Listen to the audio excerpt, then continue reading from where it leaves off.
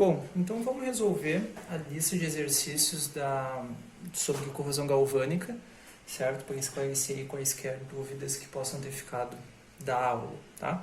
Então, na primeira questão, é solicitado para a gente comparar uma série de combinações de metais em relação ao potencial padrão, certo? E em relação à série galvânica. E aí depois é solicitado para a gente verificar quais desses pares sofreriam, né, corrosão galvânica na água do mar. Bom, para ter alguma validade, né, então a gente nem precisa ir lá para a série de potenciais padrão para tentar verificar, né, se esses pares vão corroer em água do mar. Não faz muito sentido, porque a série de potenciais padrão, ela é para aquela condição padrão que a gente sabe que ela está bem longe da realidade, e a gente tem uma tabela, né, uma série de potenciais galvânicos que já foi feita em água do mar. Então a gente pode ir direto para essa tabela e comparar esses potenciais e verificar quais pares é que iriam corroer, né? Então quem ia corroer em cada um desses pares. Então vamos começar aí pela letra A, certo? Pelo zinco. Então se a gente pegar a tabela, então vamos pegar aqui a tabela, vamos identificar o potencial de cada um desses metais, certo? Então é zinco e cobre. Então o zinco está aqui em cima, certo? Então o potencial dele é menos 1 volt, certo? Aproximadamente. Então vamos deixar anotadinho aqui. Então questão 1, né? Potencial do zinco é menos 1 volt, tá? O potencial do cobre, vamos achar o cobre aqui. Então o cobre está aqui, certo? O potencial do cobre, vamos pegar na faixa do meio dele, né? Então o potencial do cobre vai estar por aqui. Então aqui é menos 0,5, menos 0,6, menos 0,5 aqui é 0,4, 0,3, menos 0,3. Então o cobre é menos 0,3, certo? Então aqui a gente já consegue verificar quem vai ser o cátodo e quem vai ser o ânodo, né? Então quem é que é o ânodo? Sempre o potencial mais negativo é o ânodo. Então o zinco aqui, ele é o ânodo, certo? E o cobre vai ser o cátodo, certo? Então se a gente conectar esses dois materiais em água do mar, o zinco vai proteger o cobre, certo? Então o zinco vai corroer em detrimento do cobre. E aí, basicamente, o que nós precisamos fazer para os outros, né, metais é basicamente a mesma coisa. Então vamos pegar, não vamos repetir a B, certo? Vamos tentar ver aqui a letra C. Níquel e prata. Bom, então, níquel e prata, onde é que estão os potenciais dele? Bom, do níquel está aqui, certo? E da prata está aqui. Então, se a gente reparar, né, até podemos fazer aqui traçar uma linha aqui, uma região, ó, onde esses caras, eles estão dentro de uma mesma faixa de potencial, certo? Eles estão em potenciais muito próximos. O potencial deles é aproximadamente, então a gente tem 0 aqui, menos 0,1, está na casa dos menos 0,15, certo? Então esses caras aqui estão mais ou menos menos 0,15 volts. E aí, vai acontecer corrosão galvânica? Vai acontecer um par galvânico nesse caso aqui? Muito provavelmente não. E se acontecer, vai ser muito fraco. Por quê? Porque eles estão dentro da mesma faixa de potenciais. Então, isso daqui é uma combinação bastante interessante de ser usada, certo? Já que são materiais diferentes, no entanto, eles têm potenciais parecidos dentro desse ambiente aqui, que é a água do mar, certo?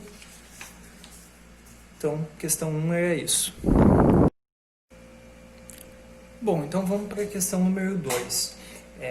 Letra A. O magnésio pode ser usado em vez do zinco para proteger catodicamente o aço em água do mar? Então, vamos lá. Como é que a gente resolve essa questão? Bom, basicamente é só a gente olhar a série galvânica lá de potenciais e verificar onde está o magnésio, onde está o aço, né, e o zinco ali para a gente comparar. Então, vamos lá. Vamos achar aqui primeiro o aço, certo? Então, o aço está aqui. Vamos pegar aqui uma posição intermediária dele, então, mais ou menos por aqui. Então, a gente tem aqui, 0,5, 0,6, 0,65, menos 0,65 volts, certo? O zinco está aqui, certo? Menos 1, né? E o magnésio está aqui. Então, ele é, na verdade, o mais negativo, né, da série galvânica. Menos 1,5, 1,6 aqui, né? Então, ele está. Então, aí, respondendo a pergunta, pode ser usado? Bom, ele é mais negativo ainda, né, do que o ferro. Então, o zinco, ele já é o ânodo, né, quando a gente protege o aço catodicamente com o ânodo de sacrifício de zinco. Se colocar um metal mais negativo ainda, significa que vai ser um metal mais anódico. Significa que sim, dá para proteger ele tranquilamente, né, com ânodos de magnésio. Tem só alguns detalhes em relação ao ânodo, né, composição, durabilidade e tudo mais do ânodo de sacrifício. O magnésio, como ele é bem mais anódico, enfim, a taxa de corrosão dele é mais alta, certo? Então, ele protege melhor, no entanto, ele é consumido mais rápido, então provavelmente a gente vai precisar trocar ele, né, mais rapidamente quando a gente usar um ânodo de sacrifício de magnésio. Vamos lá, letra B. O alumínio pode proteger o aço? Bom, então vamos procurar, né, o alumínio. Então, bom, a gente tem o ferro aqui. O alumínio, ele vai estar aqui, alumínio, bronze, alumínio, está aqui, certo? Então, ele está numa faixa de potenciais, ó, se a gente pegar o limite superior aqui do aço, a gente tem essa região, e o limite do alumínio está aqui, então, beleza, o alumínio, toda a faixa de potenciais do alumínio é mais negativa que a do aço, certo? Então, de novo, o alumínio é mais negativo do que o aço, significa que o alumínio vai ser o ânodo. Então, dá para a gente proteger o aço com um ânodo de alumínio? Em tese, sim, certo? É possível. Qual que é o problema do alumínio? O alumínio ele normalmente forma uma camada passiva, certo? De óxido de alumínio, que deixa o alumínio passivado, né? Então ele não reage com o ambiente. Se ele não reage, né, significa que ele não corrói devido a essa camada fina de alumina, né? Enfim, um óxido de alumínio que impede ele de corroer. Se ele não corrói, ele não vai doar os elétrons para fazer a proteção catódica do aço, não vai proteger o aço, certo? Existem ânodos de alumínio, né, ânodos de sacrifício de alumínio? Sim, existem, certo? Mas aí a gente coloca elementos de liga que fazem com que essa camada passiva do alumínio ela seja ineficiente, certo? Essa camada passiva ela não funciona. A gente coloca normalmente índio, se não me engano, antigamente se colocava mercúrio, não se usa mais, né, em função de questões de toxicidade. Então a gente pode usar, mas não são quaisquer ligas de alumínio que podem ser usadas, tá? Mas em tese nós poderíamos proteger sim o aço com ânodos de sacrifícios de alumínio. C. Consulte a série galvânica da água do mar e selecione o metal ou liga adicional para ser usado para proteger catodicamente o aço. Bom, então na verdade é bem simples isso daqui, é só a gente pegar aqui o potencial do aço, certo, que está dentro dessa faixa, e nós escolhermos ligas ou metais mais negativas do que o aço, certo? Então não sobra muita coisa, né? Então aqui a gente tem o alumínio, que já foi falado, o zinco, que já foi falado, o magnésio, que já foi falado, e o belírio, que não tinha sido falado, certo? Então a resposta aí dessa questão seria a gente usar um ânodo de belírio. Por que não se usa, né, ânodo de belírio? Porque é caro, muito caro e ele também não é comum, né? Então ele tem problemas de resistência mecânica e tudo mais. Então normalmente é um metal usado mais como é metal de adição em liga, né? Então, na prática, assim, não se usa ele. Questão 3. Então, vamos lá. O potencial de eletrodo do estanho no suco de laranja é menos 740 milivolts, né, em comparação com o eletrodo de calomelano. O potencial de eletrodo do aço no suco de laranja é de menos 650 milivolts em comparação mesmo ao eletrodo de referência, beleza? Uma lata, né, se uma lata, que é uma lata que tem revestimento de estanho sobre o aço, desenvolver uma ruptura no revestimento, que esse revestimento é de estanho, o que vai acontecer? Quem é que vai corroer? O ferro vai corroer, o estanho vai corroer, ninguém vai corroer, todo mundo vai corroer. Bom, vamos lá, vamos desenhar esse CAR, vamos anotar as informações e vamos desenhar. Então, vamos lá. O potencial do estanho, então, é menos 0,74.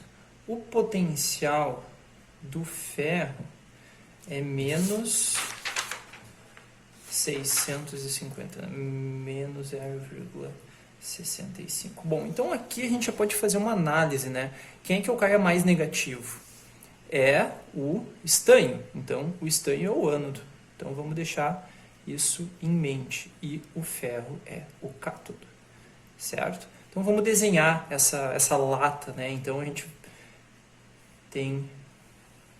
Então, aqui a gente tem um substrato, certo? De ferro, vou fazer toda uma vista lateral aqui da lata, certo? E aí nós vamos ter um revestimento, tá,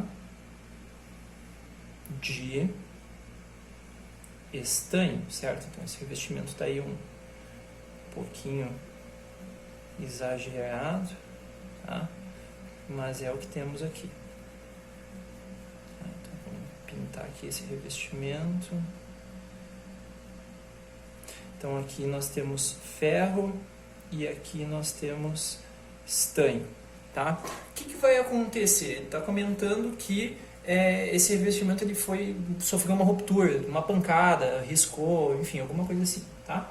Então vamos fazer uma representação aqui dessa ruptura. Então esse cara aqui rompeu, certo? Nesta região. O que vai acontecer? E aí nós temos aqui, né, o suco de laranja. Quem é que vai correr? O ferro vai correr? O estanho vai correr? Bom, a gente já tinha comentado antes aqui, né? Então, o ânodo, ele é o estanho. Então, esse cara aqui é o ânodo, certo? O ferro é o cátodo. Então, se acontecer essa ruptura aqui, quem é que vai corroer preferencialmente? O ânodo, certo?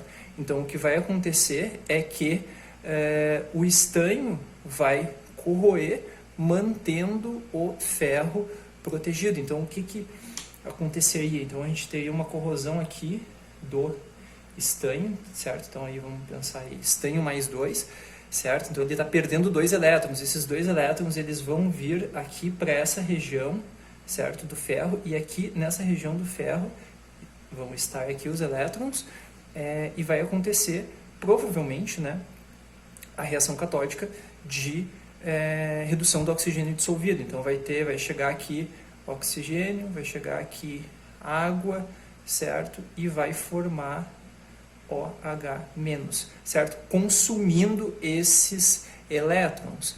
Então, mesmo que esse revestimento de estanho sofra algum tipo de avaria, a lata não vai furar, certo? Então essa é a resolução aí dessa questão número 3. Bom, a questão número 4 nos solicita para a gente avaliar, né, 3 situações diferentes aqui, pedindo para a gente indicar se vai acontecer corrosão, né, por par galvânico em água do mar, e aí se acontecer, quem é a estrutura que vai corroer. Então, é só a gente olhar aquela tabela de novo, certo? Verificar quem é o mais negativo e aí dizer quem vai ser o ânodo, quem vai ser o cátodo, o ânodo vai corroer, certo? Então, primeira situação, a gente tem um compósito, né?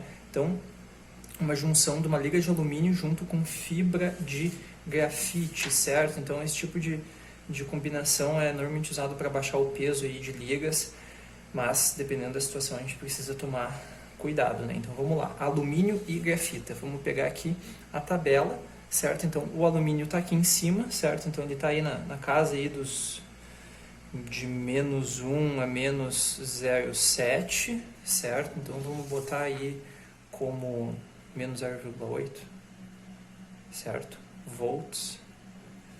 E vamos pegar grafita. A grafita está aqui embaixo, certo?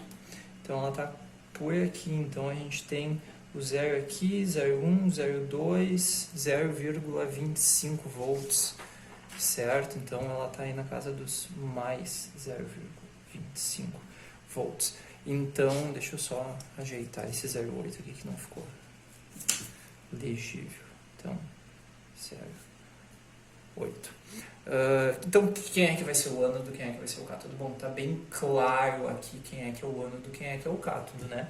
O ânodo é o alumínio, certo?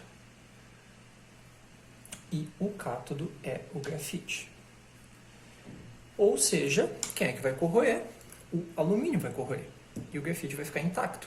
Então, nesse caso, nessa placa aqui, nesse compósito, o que aconteceria, né? Então, ia corroer tudo aqui em volta, certo? Essa parte aqui desse substrato, todo ia corroer, e aí, com o passar do tempo, essas fibras de grafite, enfim, essas estruturas de grafite, elas iam ficar soltas, certo? Envoltas aí de produto de corrosão do alumínio, tá? Vamos para a letra B agora, então, é uma combinação, né, entre alumínio e alumina, né, um composto de alumina. Então, o que acontece é que se a gente procurar esse composto de alumina na série galvânica, nós não vamos encontrar, certo? Por que nós não vamos encontrar? Porque esse cara aqui, ele é extremamente inerte, certo? Ele é não condutor. Na verdade, ele é o óxido que recobre, né, normalmente as ligas de alumínio. Então, como ele é muito inerte, ele não reage, então não quer dizer, não passa corrente por ele, certo? Não acontecem reações nem eletrônicas, nem iônicas nesse cara aqui. Então, ele é como se ele não estivesse ali, certo? Então, não vai ter par galvânico nessa história aqui. Então, assim, nessa letra B, o alumínio ele não vai corroer em função da alumina estar presente, certo? Pode corroer por outras razões, mas ele não vai corroer em função da presença da alumina. Vamos para a letra C agora. Então, a gente se deparou aqui com uma situação que nós temos uma chapa, certo, de monel. Então, o que é monel? São ligas de níquel e cobre, certo, de alta resistência mecânica e alta resistência à corrosão, tanto a corrosão de água do mar quanto a corrosão de ácidos, certo? Então, essa placa ela foi soldada com aço inoxidável 304, certo? E a gente quer saber se vai acontecer corrosão se a gente mergulhar essa placa soldada aí com aço inoxidável dentro do mar, certo? Então, a gente vai lá para a série galvânica e nós vamos encontrar esses dois caras aqui. Então, a gente tem aqui níquel-cobre, ligas de níquel-cobre, né, o monel nessa faixa aqui. Então, vamos traçar ela por aqui. Então, nós temos aí na casa aí do 0,1, certo? Então, esse cara aqui está na casa do 0,1 volt. E o ácido inoxidável está logo acima dele, certo? Então, o ácido inoxidável 304. Então, reparem, eles estão aqui, ó, na mesma faixa, certo? Então, provavelmente, o que vai acontecer? Como eles estão na mesma faixa de potencial, não vai acontecer corrosão devido ao par galvânico, certo? Mas é sempre bom a gente deixar claro que isso não impede de que outra corrosão de outro tipo não possa vir a acontecer, né? Nesse caso aqui, o monel ele tem uma resistência à corrosão em geral maior do que o aço inoxidável, então não devido à corrosão galvânica, mas se alguém fosse corroer, eu apostaria que seria justamente na solda, tá? Mas por corrosão galvânica, né, resolvendo essa questão, não aconteceria corrosão, não teria é um par galvânico. Bom, questão 5. Na questão 5 é apresentado para nós a seguinte situação: uma liga de alumínio comercial 2024, ela contém aproximadamente 4% de cobre, 1,5% de magnésio e 0,5% de manganês e ferro, certo? 0,5% de cada. E esses elementos de liga, eles produzem, eles formam intermetálicos de segunda fase na matriz do alumínio, tá? E aí é questionado aqui para nós se essas segunda fase, esses precipitados aqui, eles vão interagir, de forma galvânica com a matriz de alumínio. E aí para isso, o que foi feito? Eles mergulharam esse alumínio numa solução de NaCl, certo? Sal, e água oxigenada, então H2O2 é água oxigenada, e mediram a diferença de potencial de cada uma desses caias aqui separadamente, certo? Então só a matriz de alumínio deu potencial versus calomelano de menos 0,81. Só o precipitado de Al2, cobre, magnésio deu um potencial de menos 0,91. E só o precipitado de alumínio 3, ferro, deu o potencial de menos 0,47. E eles querem saber, é questionado para nós, qual que é a relação galvânica que vai existir entre esses precipitados e a matriz, certo? A gente quer saber se a matriz vai corroer, se é o precipitado que vai corroer, se ninguém vai corroer, certo? Então vamos analisar caso a caso, tá? Então, primeira coisa, o potencial da matriz é menos 0,81, tá? Menos 0,81 volts. Esse é o potencial da matriz do alumínio. Vamos comparar ele com esse primeiro precipitado aqui, Al2, cobre, magnésio, que deu um potencial de menos 0,91, certo? Então, menos 0,91. Quem é que é o cara mais negativo aqui, nessa comparação direta aqui?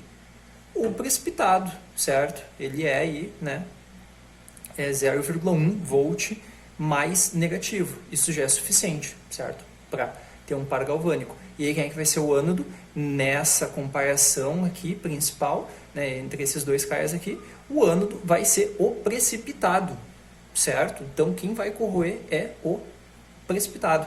Então o que aconteceria?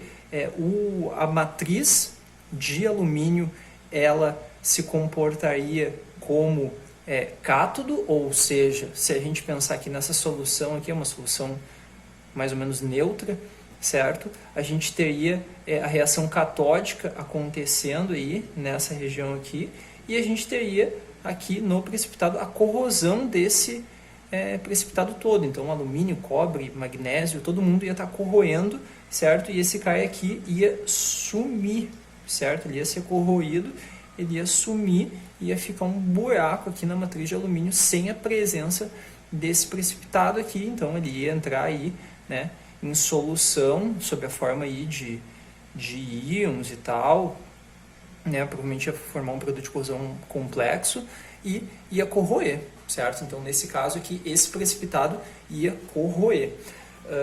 Vamos olhar agora o outro precipitado, o precipitado contendo ferro, certo? Então o precipitado contendo ferro, ele tem um potencial de menos 0,47. Então esse cara aqui, potencial de menos 0,47, enquanto que o precipitado, o potencial da matriz é menos 0,81. Então nesse caso aqui, quem é que tem um potencial mais negativo? A matriz tem um potencial mais negativo. Ou seja, quem vai corroer? A matriz, certo? Nesse caso, então a matriz de alumínio iria corroer. Então, nesse caso, o que aconteceria? O que a gente ia observar? A gente ia observar uma corrosão aqui em volta, certo? Do precipitado. E aí esse precipitado ele ia, provavelmente, eventualmente, entrar em solução, só que ele ia entrar em solução inteiro, certo? Ele ia ser arrancado, literalmente, aí, porque ia estar todo corroído em volta, não ia ter mais aderência nenhuma, porque só ia ter produto de corrosão em volta. Então, se tivesse qualquer convecção aí da solução, aconteceria o desprendimento desse precipitado, certo? E aí, só uma curiosidade em relação a isso daqui. como é que será que vocês acham que isso aqui é medido, certo? Então, porque essas coisas são muito pequenas, então normalmente eles fazem modelos, certo, desses precipitados, então eles fazem ligas, faz uma liga com essa composição estequiométrica e mede o potencial, depois faz uma outra liga com essa composição estequiométrica e mede o potencial, para comparar, porque para a gente medir isso daqui in situ é muito difícil, certo? Não é impossível, mas é muito difícil. Tem uma técnica que é chamada SVET, certo? Que é um microscópio, digamos, eletroquímico, que é uma sonda que vem aqui, né, fica vibrando, vai escaneando toda essa região e medindo o potencial de cada região, certo? E a gente consegue diferenciar essas coisas aqui, tá? Questão 6. Então, os revestimentos de cádmio são frequentemente usados para proteger substratos de aço em ambientes marinhos. Classifique o tipo de revestimento metálico e qual metal irá corroer caso aconteça uma quebra desse revestimento de cádmio e que essa quebra se estenda até o substrato de aço. Bom, vamos pegar aqui a série galvânica e olhar para o aço e para o cádmio, certo? Então, a gente tem o aço aqui, Low Alloy Steel, certo? Então, a gente tem aproximadamente aqui, então vai dar aí, ó, na casa do menos 0,6, tá? Certo? Menos 0,6 aqui, para esse cara aqui. E nós temos o cádmio aqui, certo? Ele dá um pouquinho mais positivo, certo? Um pouquinho mais negativo, desculpa. Um pouquinho mais negativo, na casa do menos 0,7, menos 0,75, tá? Então, aço menos 0,6, cádmio menos 0,7. Então, quem é que é mais negativo? O cádmio é mais negativo. Então, se a gente fizer um desenho de um revestimento aqui, certo? Contendo um substrato de ferro, tá? Então, esse cara aqui é o ferro e um revestimento de cádmio, tá?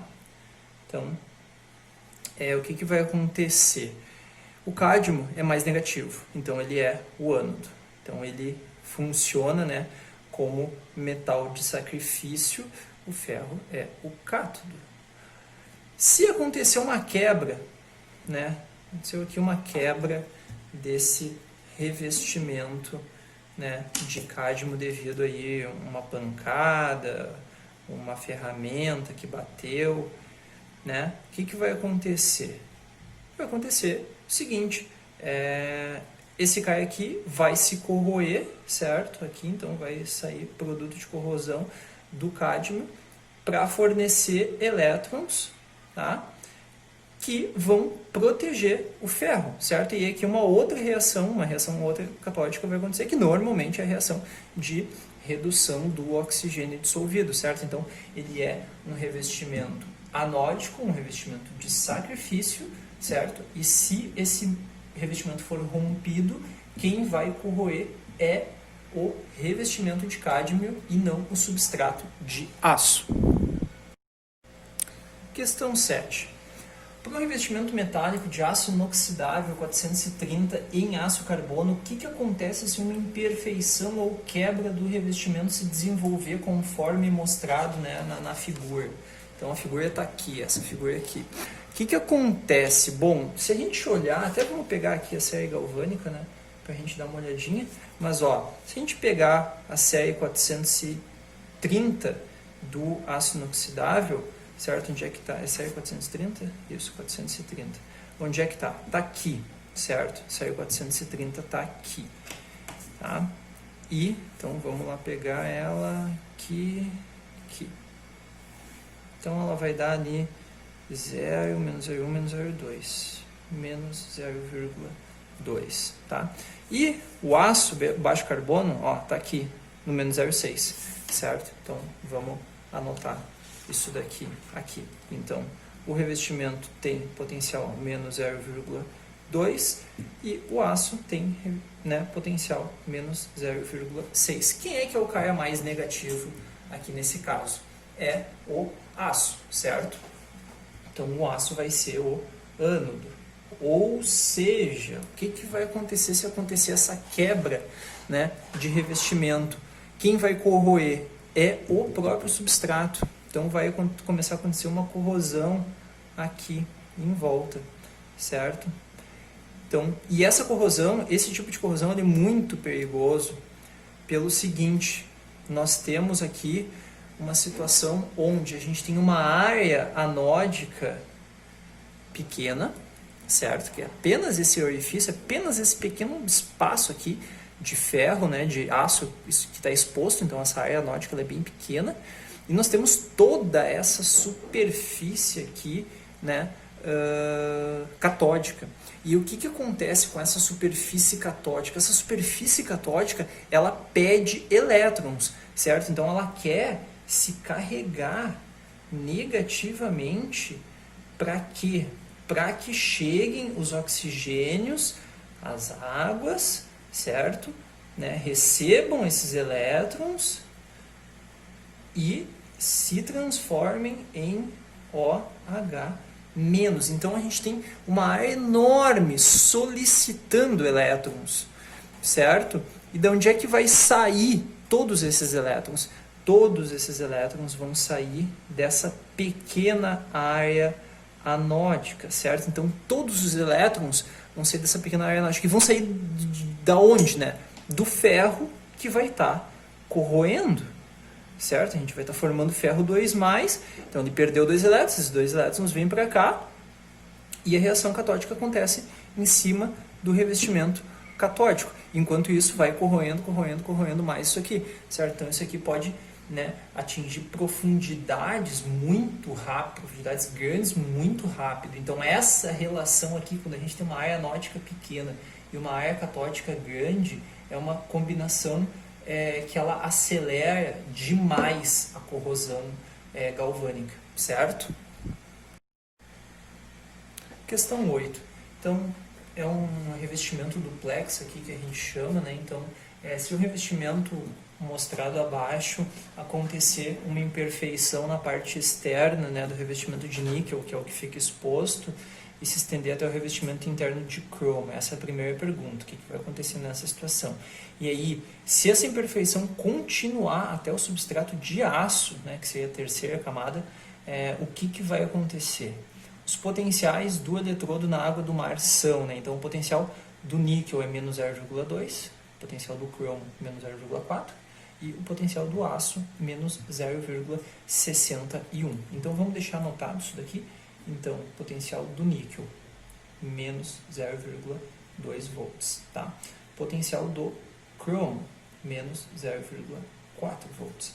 Potencial do ferro, menos 0,61 volts. Vamos analisar primeiro essa primeira situação aqui. Então, quebrou aqui o revestimento de níquel. O revestimento de níquel tem um potencial de menos 0,2 e ele vai estar fazendo paragalvânico com potencial de cromo que é menos 0,4. Então, quem é que é mais negativo nessa combinação galvânica aqui, nesse paragalvânico? É o cromo, certo? Então, o que acontece? O cromo, ele é o ânodo nessa situação.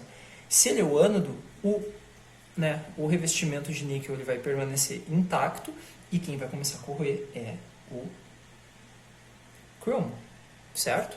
Então, o cromo vai começar a sofrer oxidação, certo? Então, vai começar a liberar cromo 2, cromo 3, né?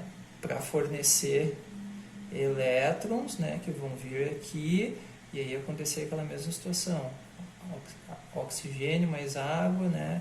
Se transformando em OH-, né?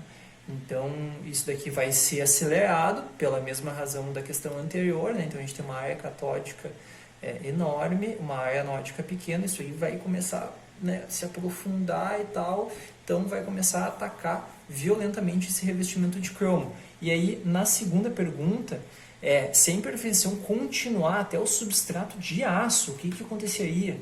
Então a gente vai ter uma situação, né, onde a gente vai ter um rasgo aqui, vamos pensar, né, um rasgo enorme aqui, que vai até o ferro.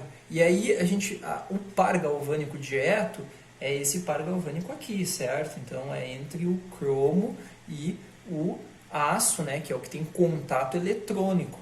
E aí a gente cai na seguinte situação, a gente tem o potencial do cromo de menos 0,4 e o potencial do ferro de menos 0,61. Quem é que é mais negativo? O potencial do ferro. Então, de novo, o ferro ele vai atuar como ânodo nessa situação, e o cromo vai atuar como cátodo nesta situação, certo? Então, nesse par galvânico, ele atua como cátodo e nessa situação como ânodo. Então, o níquel vai estar corroendo ele, né? Mas o ferro vai estar sendo corroído pelo cromo. Então, esse revestimento duplex ele é complicado, porque se acontecer algum tipo de avaria, né, especialmente no revestimento de níquel, a tendência é que esse defeito ele vai crescendo bastante, vai perfurar todo o revestimento de cromo. Quando atingir o revestimento, ou quando atingir a matriz de ferro, vai ter um par galvânico ainda entre o cromo e o ferro, então vai continuar atacando o ferro, certo? Então é um revestimento que é importante que ele não rompa, né? Então, mas por que se usa, né? Por que tem esse exemplo? Porque na verdade sim, tanto o níquel quanto o cromo eles são ótimos resistentes, são ótimos revestimentos resistentes à corrosão e ao desgaste, certo? À abrasão, são revestimentos duros. Então normalmente isso daqui é bem difícil de ser riscado a ponto de atingir o substrato de aço. Questão 9. Então, a gente tem uma situação aqui de duas situações de acoplamentos de parafuso com placa, né? E aí a parte importante é a gente saber aí o potencial de cada uma dessas placas. Então o potencial do aço é menos 0,61 e o potencial do Monel menos 0,08 volts, certo? E aí a gente tem dois casos, mas vamos anotar isso daqui primeiro. Então o potencial do aço menos 0,61 volts, potencial do Monel, né, aqui seria menos 0,08 volts.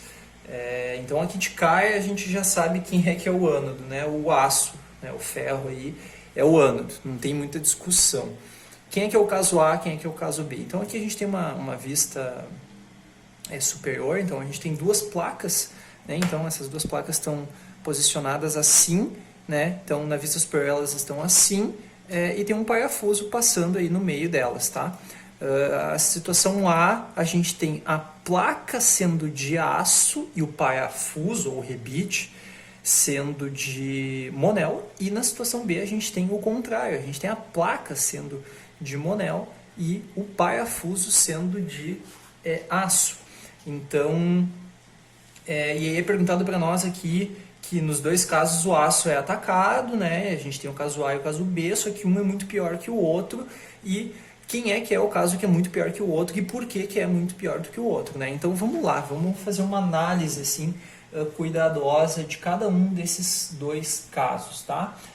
Na primeira situação, no caso A, a gente tem toda essa placa aqui, né, de aço sendo o ânodo. Então a área do ânodo, ela é grande, certo? Ela é bem grande. E a nossa área de cátodo, né, que é só o parafuso de Monel, ela é pequena. Então a área do cátodo, ela é bem pequenininha, certo? O que vai acontecer? Quem é que vai correr? Bom, é o aço que vai correr, não tem muita discussão em relação a isso. Só que quem é que está solicitando os elétrons? Quem está solicitando os elétrons é esse cara aqui, é o cátodo, certo? Então, e o cátodo é pequeno. Então a reação catódica ela vai acontecer só nessa pequena área aqui, né, exposta. E a reação anódica vai acontecer onde? A reação anódica ela vai acontecer em toda essa área aqui exposta, certo? De ânodo. Claro que ela vai acontecer mais intensamente próximo, né, aqui do parafuso e tudo mais, mas ela vai se distribuir, certo? Essa reação anódica ela vai se distribuir, então a gente vai ter aqui, ó, a gente vai ter ferro, né, saindo, tanto daqui, quanto daqui de cima, certo? Então onde é que eu quero chegar com isso? A gente vai ter ferro saindo daqui também, né? Daqui, de regiões mais afastadas também acontece a reação anódica de menor intensidade, mas ela acontece, certo? E toda reação catódica ela vai acontecer nessa pequena área aqui, certo? Que é aquela reação lá que a gente já conhece, né? Oxigênio dissolvido mais água formando OH-, tá? Então é essa situação aqui. O que acontece? Como essa reação anódica ela é distribuída, ela vai acontecer progressivamente, certo? Numa taxa que não vai ser muito grande, certo? Então, talvez a corrente total ela seja a mesma, seja até grande, só que ela vai se distribuir numa área muito grande. Então, a gente vai começar a perceber os efeitos dessa corrosão com muito mais tempo, certo? Até o ponto em que essa corrosão vai ser suficientemente grande para esse parafuso começar a soltar, vai demorar, certo? Vai demorar, porque vai acontecer um pouquinho de corrosão aqui, um pouquinho de corrosão aqui, um pouquinho de corrosão aqui, e assim por diante, certo? E a reação catódica, beleza, sempre acontecendo no Monel. Então essa é a situação A. A situação B, um pouquinho diferente, certo? A gente tem uma placa de Monel e um parafuso de aço, certo? Então aqui, qual que é a situação? A gente tem uma área de ânodo muito pequena, certo? E uma área de cátodo enorme, certo? Toda a placa de Monel, ela é catódica, ela tem comportamento catódico. Ela significa o quê? Que a reação catódica quer acontecer nela, ela tá pedindo a reação catódica, certo? Que é aquela reação de redução do oxigênio dissolvido, certo? Formando hidroxila. Então, o que acontece? Essa reação aqui precisa de elétrons. E quem é que fornece os elétrons? A corrosão do aço. E o aço é só esse parafusinho aqui, certo? Então, toda a corrosão que acontece no aço vai acontecer nesse parafuso, certo?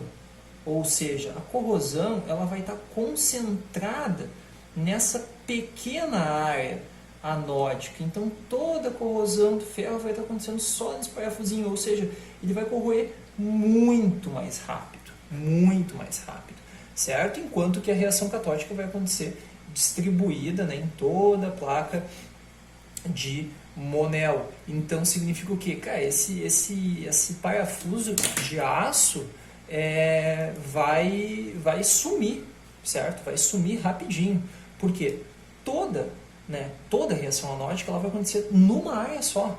Então, todo o fornecimento de elétrons que a reação catódica precisa está acontecendo numa área muito pequena. Então, esse ferro vai ser consumido muito rápido, certo? Então, qual que é a situação que é muito pior? O caso B, certo? Por quê? Exatamente por isso, porque o parafuso de aço ele vai ser corroído muito mais rapidamente e aí essa estrutura vai perder a função dela, seja ela qual for, certo? Porque tem um parafuso, que é para prender duas placas. Se o parafuso não está mais lá, as placas não estão mais presas, certo? Então não vai mais servir para o que tinha sido destinado, certo? E aí a gente conclui a questão 9.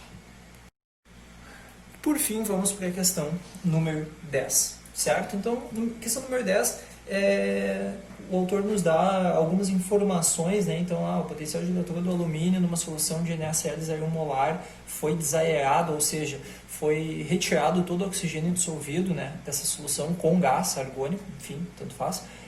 E aí o potencial deu menos, tá aqui desse lado aqui, menos 1,4 volts versus calomilano.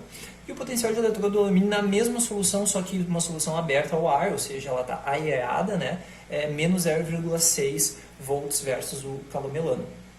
Corrosão do alumínio em linha d'água seria possível para amostras parcialmente imersas em água salgada? Explique sua resposta. Bom, então vamos desenhar esse cara aqui, né? Então vamos pensar aqui assim, que a gente tem um pilar, tá bom?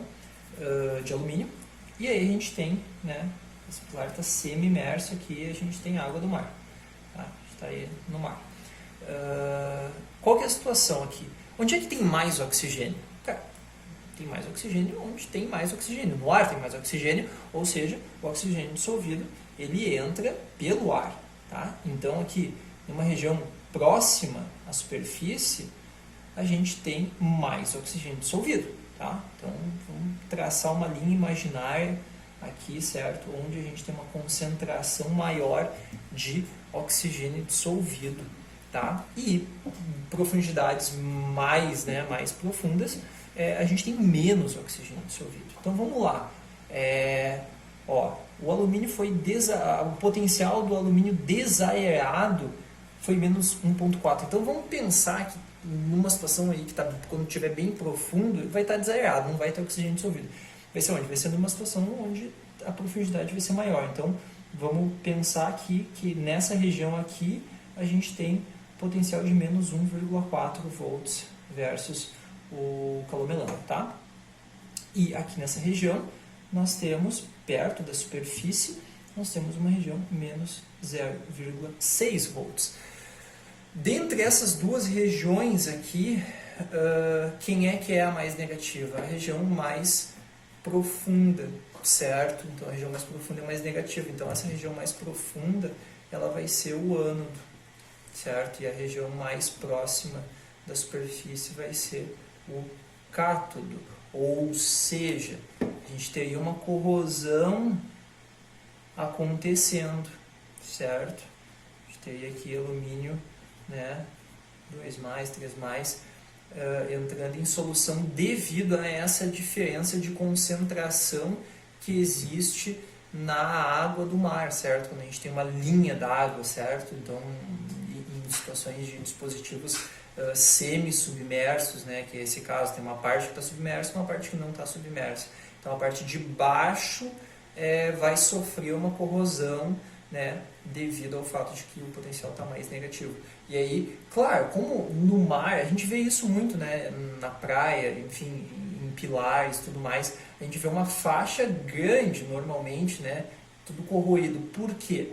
Verdade é porque a maré sobe e desce, né? Então essa faixa aqui, nesse desenho, hoje ela está aqui, mas daqui a pouco a maré vai subir, essa faixa vai mudar, certo? Então, sempre próximo à linha da água, a gente vai ter mais oxigênio dissolvido, mas se a maré sobe, essa linha sobe junto, certo? Então, e a gente tem normalmente uma faixa aí, onde essas estruturas, esses pilares estão corroídos, certo?